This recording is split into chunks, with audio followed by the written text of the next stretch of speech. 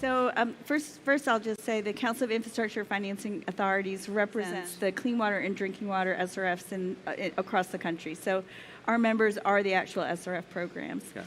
And they will be managing this $43.7 billion in funding that Congress has given to us. On the clean water side in particular, there's about $11.7 billion over 5 years for just supplemental. It's for the base program. It's actually, it increases every single year for the next 5 years.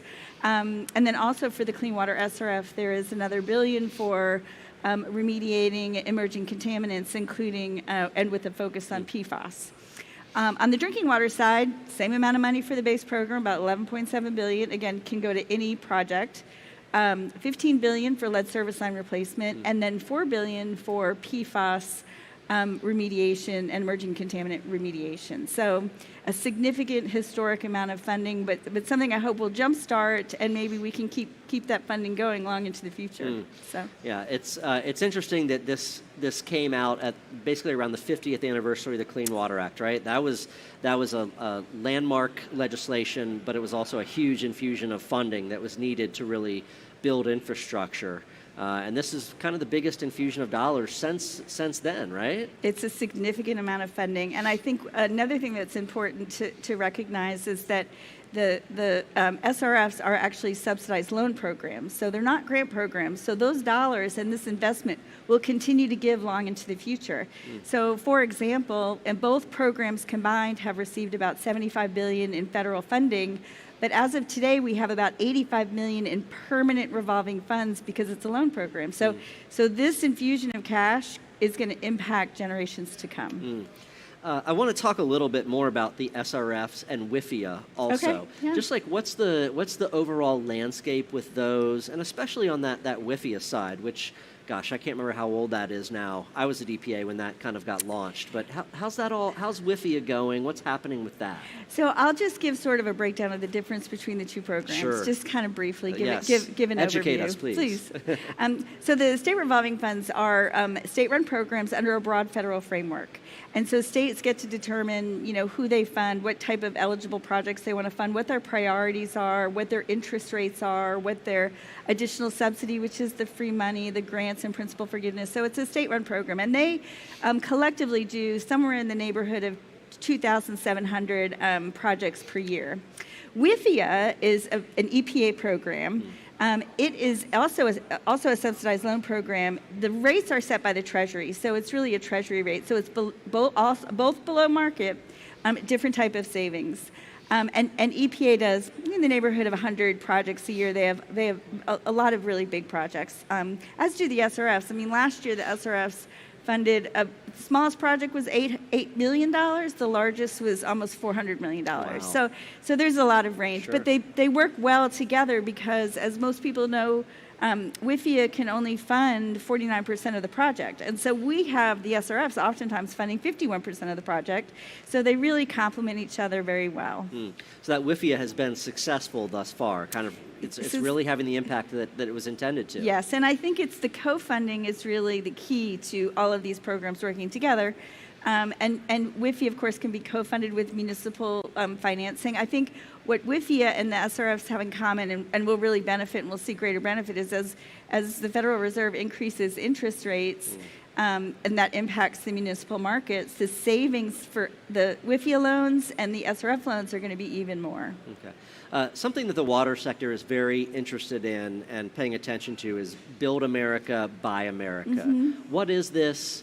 Why is it a factor for the water industry? So Build America, Buy America, the Build America, Buy America Act was included in the Infrastructure Investment and Jobs Act, and it is what's called a domestic procurement preference requirements, which means it's a mandate for the stuff you got to buy to build your project. So it requires that iron, steel, construction materials, and manufactured goods have to be made in America. So the SRFs have been working with American Iron and Steel, which is a mandate for iron and steel that those be built in America for some years now. And so they have that kind of experience. And the good news is that the compliance with Build America, Buy America for iron and steel will be the same as the American Iron and Steel. So that has already been established. Now, the Office of Management and Budget in the White House They are going to be releasing guidance on the content test for manufactured products and probably more guidance on how to determine compliance with construction materials. So that is coming.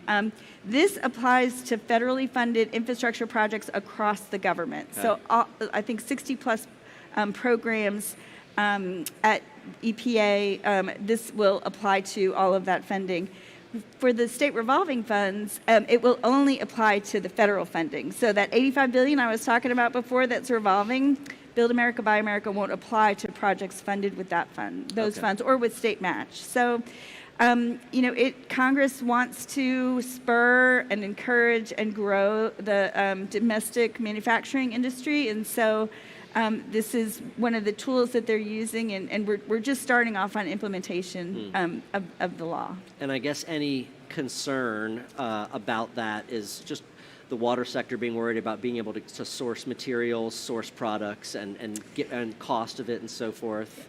I think the sourcing is going to be interesting. I think we have some unknowns still with what does the 55% content test look like for manufactured products. If you have a product that has 100 components, how will that be? What determines American made? Sure. And so and EPA has already issued some waivers. So for example, for the state revolving funds, any project that was in design planning on the effective date of the law, which was May 14th, will be exempt from BABA. Okay. So there has been consideration of the fact that projects were in the pipeline before this mandate came into effect, and so they rather than going and forcing them to redesign or go to a different funding source, there has been this relief provided, which I think has been really, really helpful, and I think will be very helpful in the successful implementation of long-term implementation of the law. One thing there's a lot of conversation around is water equity, environmental justice, and communities maybe that have been historically, not had the same investment that other places have.